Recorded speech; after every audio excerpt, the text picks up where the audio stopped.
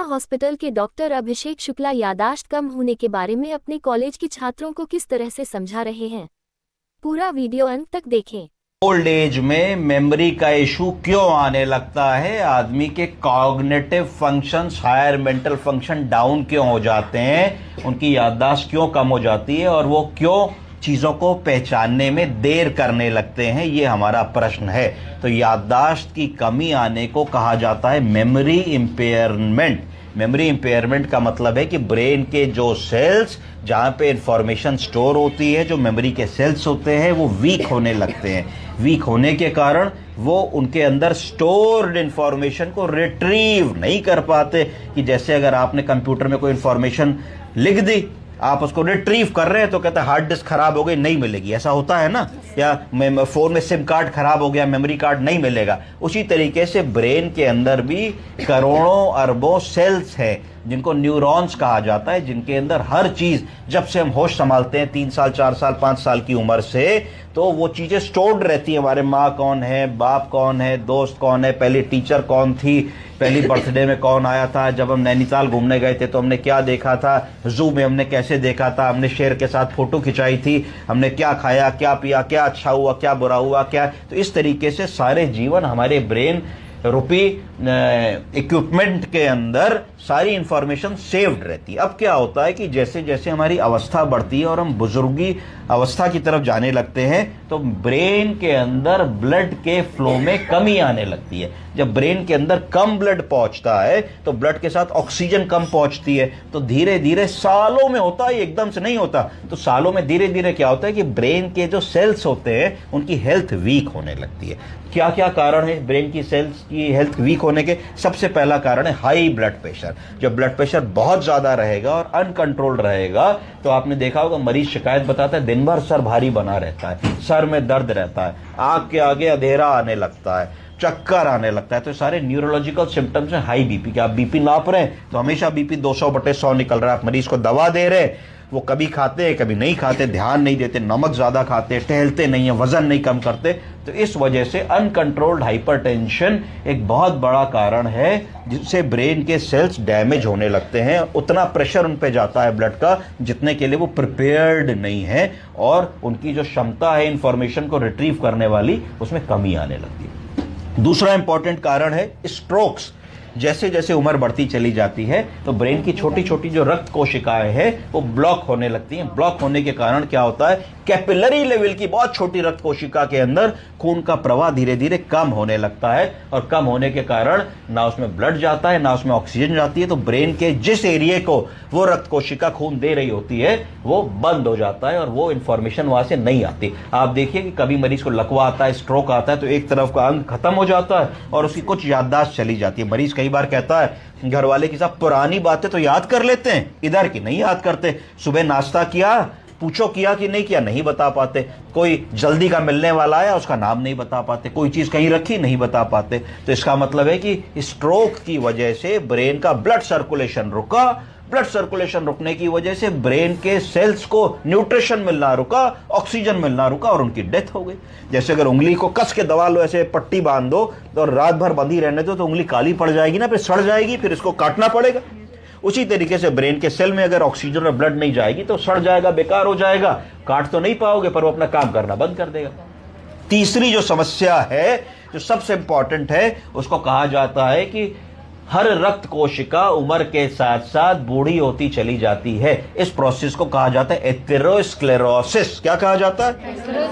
इसका मतलब है कि हर ब्लड वेसल के अंदर का ल्यूमेन पतला होता चला जाता है और सकरा होता चला जाता है। अभी आप 20-22 साल के, आपकी सब रक्त कोशिकाएं इतनी मोटी मोटी खुली हुई हैं, बहुत बढ़िया। अब धीरे धीरे जब आप बुजुर्ग होंगे तो इसके अंदर धीरे धीरे चर्बी जमेगी, कोलेस्ट्रॉल जमेगा, ट्राइग्लिसराइड जमेगा, थक्के बनने लगेंगे जिनको प्लाक्स कहा जाता है, और इनका रास्ता धीरे धीरे आधा और फिर 1/4 हो जाएगा। जिसका मतलब है कि जितना आपको ताकत मिलनी चाहिए, जितना आपको ब्लड मिलना चाहिए, जितना आपको ऑक्सीजन मिलना चाहिए, शरीर को धीरे धीरे पहले 10% कम होगा, फिर 20% कम होगा, एक स्टेज ऐसी भी आएगी कि 70-80% कम होगा। आप लोगों ने सुना होगा कि नसें बंद होती हैं हार्ट की 70-80%, तो बाईपास करना पड़ता है, छल्ला डालना पड़ता है। इसको रीवेस्कुलराइजेशन कहते हैं। किसी तरीके से कुछ ऐसा कर दें कि खून जाने के रास्ते को फिर से रीवेस्कुलराइज कर दे, रिस्टोर कर दे, है ना।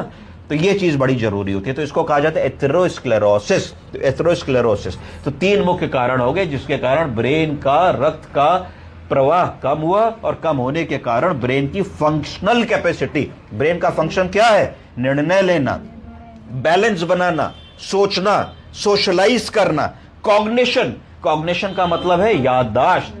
क्या नाम है आपका? आपका क्या नाम है? अंकिता राठौर। कहाँ रहती हैं? महराज। पिताजी का क्या नाम है? आज कौन सी तारीख है? 6। साल कौन सा है? दिन है कि रात है? दिन है। सारी चीजें आप बता ले गए, मतलब कॉग्निशन 10 में 10 है। अब अगर यही चीजें हम बाबूजी से पूछते हैं, नमस्ते, कैसे हैं? अच्छी। आज की तारीख बताइए। पता नहीं। अच्छा, साल बता दीजिए कौन सा चल रहा है? नहीं। मेरा नाम क्या है? आप पंडित जी। पंडित जी हूं। कहाँ का? यहाँ का। आप कहाँ हैं इस समय?